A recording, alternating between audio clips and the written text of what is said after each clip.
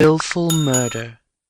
Of the various robberies in which we were both concerned, it is not but the few I find that will bear telling at any length.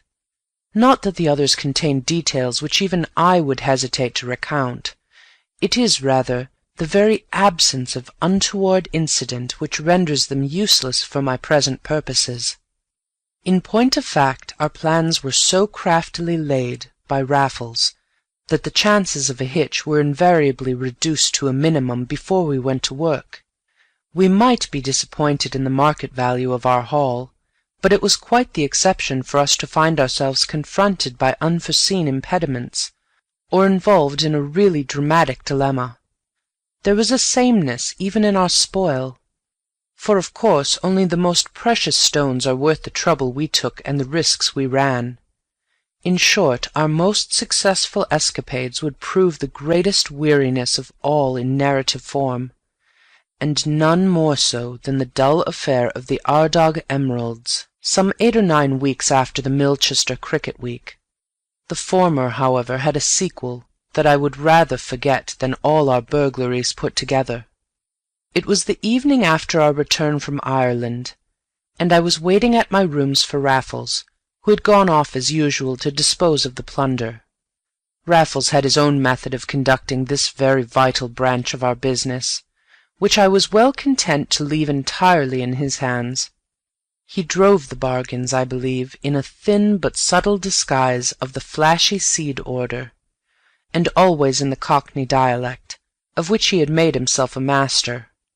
Moreover, he invariably employed the same fence, who was ostensibly a money-lender in a small, but yet notorious way, and in reality a rascal as remarkable as Raffles himself. Only lately I had also been to the man, but in my proper person.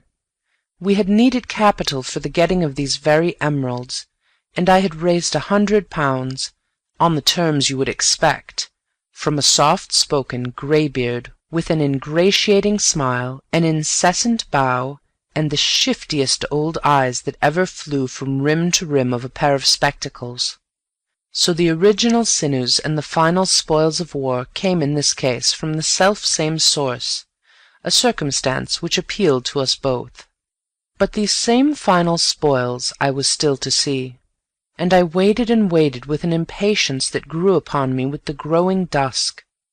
At my open window I had played Sister Anne until the faces in the street below were no longer distinguishable, and now I was tearing to and fro in the grip of horrible hypotheses, a grip that tightened when at last the lift-gates opened with a clatter outside, that held me breathless until a well-known tattoo followed on my door. "In the dark?" said Raffles as I dragged him in.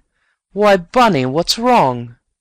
"Nothing, now you've come," said I, shutting the door behind him in a fever of relief and anxiety. "Well, well, what did they fetch?" "500. "Down?" "Got it in my pocket." "Good man!" I cried. "You don't know what a stew I've been in. I'll switch on the light. I've been thinking of you and nothing else for the last hour. I was ass enough to think something had gone wrong." Raffles was smiling when the white light filled the room, but for the moment I did not perceive the peculiarity of his smile. I was fatuously full of my own late tremors and present relief, and my first idiotic act was to spill some whiskey and squirt the soda-water all over in my anxiety, to do instant justice to the occasion. "So you thought something had happened?" said Raffles, leaning back in my chair as he lit a cigarette, and looking much amused. "What would you say if something had? Sit tight, my dear chap. It was nothing of the slightest consequence, and it's all over now. A stern chase and a long one, Bunny, but I think I'm well to windward this time." And suddenly I saw that his collar was limp, his hair matted, his boots thick with dust. "The police?" I whispered aghast. "Oh, dear, no. Only old Baird." "Baird? But wasn't it Baird who took the emeralds?" "It was." "Then how came he to chase you?" "My dear fellow, I'll tell you if you give me a chance. It's really nothing to get in the least excited about. Old Baird has at last spotted that I'm not quite the common cracksman I would have him think me, so he's been doing his best to run me to my burrow." "And you call that nothing?"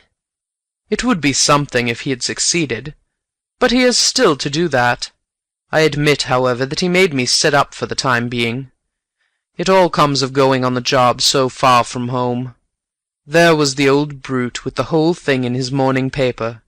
He knew it must have been done by some fellow who could pass himself off for a gentleman, and I saw his eyebrows go up the moment I told him I was the man, with the same old twang that you could cut with a paper knife. I did my best to get out of it, swore I had a pal who was a real swell, but I saw very plainly that I had given myself away. He gave up haggling. He paid my price as though he enjoyed it, but I felt him follow me when I made tracks, though of course I didn't turn round to see." "Why not?" "My dear Bunny, it's the very worst thing you can do. As long as you look unsuspecting they'll keep their distance, and so long as they keep their distance you stand a chance. Once show that you know you're being followed, and it's flight or fight for all you're worth. I never even looked round, and mind you never do in the same hole. I just hurried up to Blackfriars and booked for High Street, Kensington, at the top of my voice, and as the train was leaving Sloane Square, out I hopped, and up all those streets like a lamplighter, and round to the studio by the back streets. Well, to be on the safe side, I lay low there all the afternoon, hearing nothing in the least suspicious, and only wishing I had a window to look through instead of that beastly skylight. However, the coast seemed clear enough, and thus far it was my mere idea that he would follow me. There was nothing to show he had. So at last I marched out in my proper rig, almost straight into old Bard's arms. "What on earth did you do?" "Walked past him as though I'd never set eyes on him in my life, and didn't then. Took a hansom in the King's Road and drove like a deuce to Clapham Junction. Rushed on to the nearest platform without a ticket, jumped onto the first train I saw, got out at Twickenham, walked full tilt back to Richmond, took the district to Charing Cross, and here I am, ready for a tub and a change, and the best dinner the club can give us. I came to you first because I thought you might be getting anxious. Come round with me and I won't keep you long." "You're certain you've given him the slip?" I said as we put on our hats. "Certain enough, but we can make assurance doubly sure," said Raffles, and went to my window, where he stood for a moment or two looking down in the street. "All right?" I asked him. "All right," said he, and we went downstairs forthwith, and so to the Albany arm in arm. But we were both rather silent on our way. I, for my part, was wondering what Raffles would do about the studio in Chelsea, whither, at all events, he had been successfully dogged. To me the point seemed one of immediate importance, but when I mentioned it he said there was time enough to think about that. His one other remark was made after we had nodded, in Bond Street, to a young blood of our acquaintance who happened to be getting himself a bad name. "Poor Jack Rutter," said Raffles with a sigh.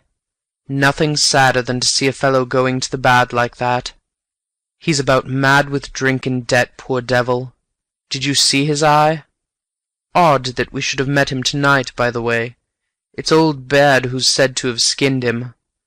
By God, but I'd like to skin old Baird." And his tone took a sudden low fury, made the more noticeable by another long silence, which lasted, indeed, throughout an admirable dinner at the club, and for some time after we had settled down in a quiet corner of the smoking-room with our coffee and cigars. Then at last I saw Raffles looking at me with his lazy smile, and I knew that the morose fit was at an end. "I dare say you wonder what I've been thinking about all this time," said he. "I've been thinking what rot it is to go doing things by halves." "Well," said I, returning his smile, "that's not a charge that you can bring against yourself, is it?" "I'm not so sure," said Raffles, blowing a meditative puff. "As a matter of fact, I was thinking less of myself than of that poor devil of Jack Rutter. There's a fellow who does things by halves. He's only half gone to the bad, and look at the difference between him and us. He's under the thumb of a villainous money-lender. We are solvent citizens. He's taken to drink. We're as sober as we are solvent. His pals are begging to cut him. Our difficulty is to keep the pal from the door. Enfin, he begs and borrows, which is stealing by halves, and we steal outright and are done with it.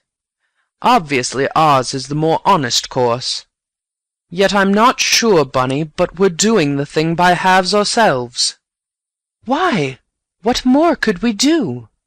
I exclaimed in soft derision, looking round, however, to make sure that we were not overheard. "What more?" said Raffles. "Well, murder, for one thing." "Rot!" "A matter of opinion, my dear Bunny. I don't mean it for rot. I've told you before that the biggest man alive is the man who's committed a murder and not yet been found out. At least he ought to be, but he so very seldom has the soul to appreciate himself. Just think of it. Think of coming in here and talking to the men, very likely about the murder itself, and knowing you've done it, and wondering how they'd look if they knew. Oh, it would be great, simply great. But besides all that, when you were caught, there'd be a merciful and dramatic end of you. You'd fill the bill for a few weeks, and then snuff out with a flourish of extra specials. You wouldn't rust with a vile repose for 7 or 14 years. "Good old Raffles," I chuckled. "I begin to forgive you for being in bad form at dinner." "But I was never more earnest in my life." "Go on." "I mean it." "You know very well that you wouldn't commit a murder, whatever else you might do." "I know very well I'm going to commit one tonight." He had been leaning back in the saddlebag chair, watching me with keen eyes sheathed by languid lids. Now he started forward, and his eyes leapt to mine like cold steel from the scabbard. They struck home to my slow wits. Their meaning was no longer in doubt. I, who knew the man, read murder in his clenched hands, and murder in his locked lips, but 100 murders in those hard blue eyes. "Baird?" I faltered, moistening my lips with my tongue. "Of course." "But you said it didn't matter about the room in Chelsea." "I told a lie." "Anyway, you gave him the slip afterwards." "That was another. I didn't. I thought I had when I came up to you this evening, but when I looked out of your window, you remember, to make assurance doubly sure, there he was on the opposite pavement down below." "And you never said a word about it?" "I wasn't going to spoil your dinner, Bunny. I wasn't going to let you spoil mine. And there he was as large as life, and of course he followed us to the Albany. A fine game for him to play, a game after his mean old heart, blackmail from me, bribes from the police, and one bidding against the other. But he shan't play it with me, he shan't live to, and the world will have an extortioner the less. Waiter, 2 Scotch whiskies and sodas. I'm off at 11, Bunny. It's the only thing to be done." "You know where he lives, then?" "Yes, out Willesden way, and alone. The fellow's a miser, among other things. I long ago found out all about him." Again I looked round the room. It was a young man's club, and young men were laughing, chatting, smoking, drinking, on every hand. One nodded to me through the smoke. Like a machine, I nodded to him and turned back to Raffles with a groan. "Surely you will give him a chance," I urged. "The very sight of your pistol should bring him to terms." "It wouldn't make him keep them." "But you might try the effect." "I probably shall. Here's a drink for you, Bunny. Wish me luck." "I'm coming too." "I don't want you." "But I must come." An ugly gleam shot from the steel-blue eyes.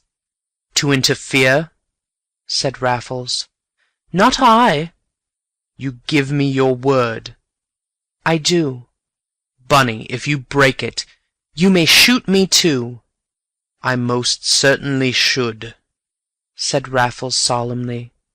"So you come at your own peril, my dear man. But if you are coming, well, the sooner the better, for I must stop at my rooms on the way." 5 minutes later I was waiting for him at the Piccadilly entrance to the Albany.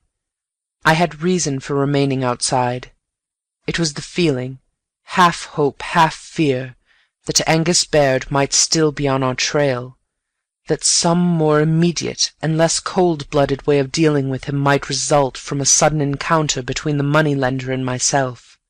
I would not warn him of his danger, but I would avert tragedy at all costs. And when no such encounter had taken place, and Raffles and I were fairly on our way to Willesden, that, I think, was still my honest resolve. I would not break my word if I could help it, but it was a comfort to feel that I could break it if I liked, on an understood penalty. Alas, I fear my good intentions were tainted with a devouring curiosity, and overlaid by the fascination which goes hand in hand with horror. I have a poignant recollection of the hour it took us to reach the house. We walked across St. James's Park. I can see the lights now, bright on the bridge and blurred in the water. And we had some minutes to wait for the last train to Willesden. It left at 11:21, I remember, and Raffles was put out to find it did not go on to Kensal Rise. We had to get out at Willesden Junction and walk on through the streets into fairly open country that happened to be quite new to me. I could never find the house again. I remember, however, that we were on a dark footpath between woods and fields when the clocks began striking 12. "Surely," said I, "we shall find him in bed and asleep." "I hope we do," said Raffles grimly. "Then you mean to break in?" "What else did you think?" I had not thought about it at all. The ultimate crime had monopolized my mind. Beside it, burglary was a bagatelle, but one to depreciate none the less. I saw obvious objections. The man was au fait with cracksmen and their ways. He would certainly have firearms, and might be the first to use them. "I could wish nothing better," said Raffles. "Then it will be man to man, and devil take the worst shot. You don't suppose I prefer foul play to fair, do you? But die he must, by one or the other, or it's a long stretch for you and me." "Better that than this." "Then stay where you are, my good fellow. I told you I didn't want you, and this is the house, so good night." I could see no house at all, only the angle of a high wall rising solitary in the night, with the starlight glittering on battlements of broken glass, and in the wall a tall green gate, bristling with spikes, and showing a front for battering-rams in the feeble rays an outlying lamp-post cast across the new-made road. It seemed to me a road of building sites, with but this one house built all by itself at one end. But the night was too dark for more than a mere impression. Raffles, however, had seen the place by daylight, and had come prepared for the special obstacles. Already he was reaching up and putting champagne corks on the spikes, and in another moment he had his folded covert coat across the corks. I stepped back as he raised himself, and saw a little pyramid of slates snip the sky above the gate. As he squirmed over, I ran forward, and had my own weight on the spikes and corks and covert coat when he gave the latter a tug. "Coming after all?" "Rather." "Take care, then. This place is all bell wires and springs. It's no soft thing, this. There, stand still while I take off the corks." The garden was very small and new, with a grass plot still in separate sods, but a quantity of full-grown laurel stuck into the raw clay beds. "Bells in themselves," as Raffles whispered. "There's nothing else rustles so. Cunning old beast." and we gave them a wide berth as we crept across the grass. "He's gone to bed." "I don't think so, Bunny. I believe he's seen us." "Why?" "I saw a light." "Where?" "Downstairs for an instant when I—" His whisper died away. He had seen the light again, and so had I. It lay like a golden rod under the front door and vanished. It reappeared like a golden thread under the lintel and vanished for good. We heard the stairs creak, creak and cease, also for good. We neither saw nor heard any more, though we stood waiting on the grass till our feet were soaked with the dew. "I'm going in," said Raffles at last. "I don't believe he saw us at all. I wish he had. This way." We trod gingerly on the path, but the gravel stuck to our wet soles and grated horribly in a little tiled veranda with a glass door leading within. It was through this glass that Raffles had first seen the light, and now he proceeded to take out a pane, with the diamond, the pot of treacle, and the sheet of brown paper which was seldom omitted from his impedimenta. Nor did he dispense with my own assistance, though he may have accepted it as instinctively as it was proffered. In any case, it was these fingers that helped to spread the treacle on the brown paper, and pressed the latter to the glass until the diamond had completed its circuit and the pane fell gently back into our hands.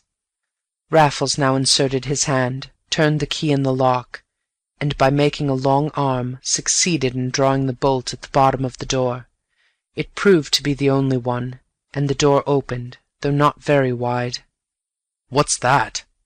said Raffles, as something crunched beneath his feet on the very threshold. "A pair of spectacles," I whispered, picking them up. I was still fingering the broken lenses and the bent rims when Raffles tripped and almost fell, with a gasping cry that he made no effort to restrain. "Hush, man, hush!" I entreated under my breath. "He'll hear you." For answer his teeth chattered, even his, and I heard him fumbling with his matches.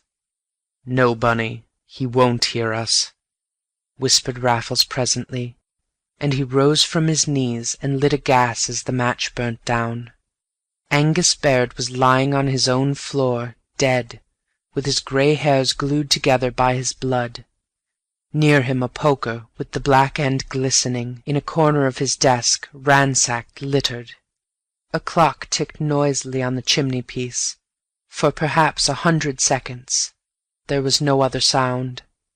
Raffles stood very still, staring down at the dead, as a man might stare into an abyss after striding blindly to its brink. His breath came audibly through the wide nostrils. He made no other sign, and his lips seemed sealed. "That light," said I hoarsely. "The light we saw under the door." With a start he turned to me. "It's true. I had forgotten it.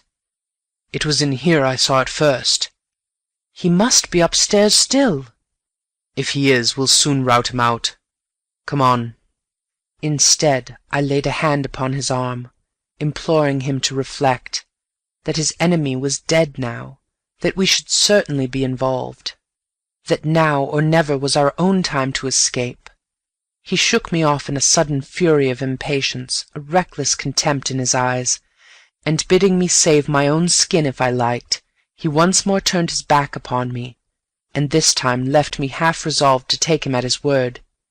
Had he forgotten on what errand he himself was here? Was he determined that this night should end in black disaster? As I asked myself these questions, his match flared in the hall. In another moment the stairs were creaking under his feet, even as they had creaked under those of the murderer, and the humane instinct that inspired him in defiance of his risk was borne in also upon my slower sensibilities. Could we let the murderer go? My answer was to bound up the creaking stairs and to overhaul Raffles on the landing. But 3 doors presented themselves. The first opened into a bedroom with the bed turned down but undisturbed. The second room was empty in every sense. The third door was locked. Raffles lit the landing gas. "He's in there," said he, cocking his revolver. "Do you remember how we used to break into the studies at school? Here goes." His flat foot crashed over the keyhole. The lock gave. The door flew open, and in the sudden draught the landing gas heeled over like a cobble in a squall. As the flame righted itself, I saw a fixed bath, 2 bath towels knotted together, an open window, a cowering figure, and Raffles struck aghast on the threshold. "Jack Rutter?" The words came thick and slow with horror, and in horror I heard myself repeating them, while the cowering figure by the bathroom window rose gradually erect. "It's you!" he whispered, in amazement no less than our own. "It's you two! What's it mean, Raffles? I saw you get over the gate. A bell rang, the place is full of them. Then you broke in. What's it all mean?" "We may tell you that when you tell us what in God's name you've done, Rutter." "Done? What have I done?" The unhappy wretch came out into the light with bloodshot, blinking eyes and a bloody shirt front. "You know, you've seen. But I'll tell you if you like. I've killed a robber, that's all. I've killed a robber, a usurer, a jackal, a blackmailer, the cleverest and cruelest villain unhung. I'm ready to hang for him. I'd kill him again." And he looked us fiercely in the face, a fine defiance in his dissipated eyes, his breast heaving, his jaw like a rock. "Shall I tell you how it happened?" he went passionately on. "He's made my life a hell these weeks and months past. You may know that. A perfect hell. Well, tonight I met him in Bond Street. Do you remember when I met you fellows? He wasn't 20 yards behind you. He was on your tracks, Raffles. He saw me nod to you and stopped me and asked me who you were. He seemed as keen as knives to know. I couldn't think why, and didn't care either, for I saw my chance. I said I'd tell him all about you if he'd give me a private interview. He said he wouldn't. I said he should, and held him by the coat. By the time I let him go, you were out of sight, and I waited where I was till he came back in despair. I had the whip hand of him then. I could dictate where the interview should be, and I made him take me home with him, still swearing to tell him all about you when we'd had our talk. Well, when we got here I made him give me something to eat, putting him off, and about 10 o'clock I heard the gate shut. I waited a bit, and then asked him if he lived alone. "Not at all," says he. "Did you not see the servant?" I said I'd seen her, but I thought I'd heard her go. If I was mistaken, no doubt she would come when she was called, and I yelled 3 times at the top of my voice. Of course, there was no servant to come. I knew that, because I came to see him one night last week, and he interviewed me himself through the gate, but wouldn't open it. Well, when I had done yelling and not a soul had come near us, he was as white as that ceiling. Then I told him we could have our chat at last, and I picked up the poker out of the fender and told him how he'd robbed me. But by God, he shouldn't rob me any more. I gave him 3 minutes to write and sign a settlement of all his iniquitous claims against me, or have his brains beaten out over his own carpet. He thought a minute, and then went to his desk for pen and paper. In 2 seconds he was round like lightning with a revolver, and I went for him bald-headed. He fired 2 or 3 times and missed. You can find the holes if you like. But I hit him every time. My God! I was like a savage till the thing was done, and then I didn't care. I went through his desk looking for my own bills, and was coming away when you turned up.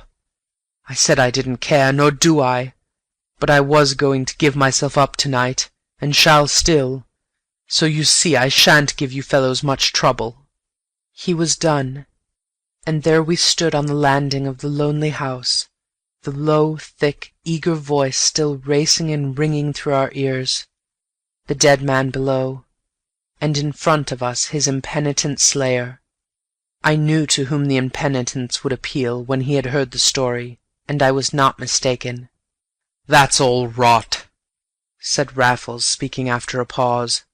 "We shan't let you give yourself up. You shan't stop me. What would be the good? The woman saw me. It would only be a question of time, and I can't face waiting to be taken. Think of it, waiting for them to touch you on the shoulder. No, no, no, I'll give myself up and get it over." His speech was changed. He faltered, he floundered. It was as though a clearer perception of his position had come with the bare idea of escape from it. "But listen to me," urged Raffles. "We're here at our peril ourselves. We broke in like thieves to enforce redress for a grievance very like your own. But don't you see, we took out a pane, did the thing like regular burglars. Regular burglars will get the credit for all the rest." "You mean I shan't be suspected?" "I do." "But I don't want to get off scot-free," cried Rutter hysterically. "I've killed him, I know that. But it was in self-defense, it wasn't murder. I must own up and take the consequence. I shall go mad if I don't." His hands twitched, his lips quivered, the tears were in his eyes. Raffles took him roughly by the shoulder. "Look here, you fool. If the three of us were caught here now, do you know what those consequences would be? We should swing in a row at Newgate in 6 weeks' time. You talk as though we were sitting in a club. Don't you know it's 1 o'clock in the morning, and the lights on, and a dead man down below? For God's sake, pull yourself together and do what I tell you, or you're a dead man yourself." "I wish I was one," Rutter sobbed. "I wish I had his revolver to blow my own brains out. It's lying under him. Oh, my God, my God!" His knees knocked together. The frenzy of reaction was at its height. We had to take him downstairs between us, and so through the front door and out into the open air. All was still outside, all but the smothered weeping of the unstrung wretch upon our hands. Raffles returned for a moment to the house. Then all was dark as well. The gate opened from within. We closed it carefully behind us, and so left the starlight shining on broken glass and polished spikes, one and all as we had found them. We escaped. No need to dwell on our escape. Our murderer seemed set upon the scaffold, drunk with his deed.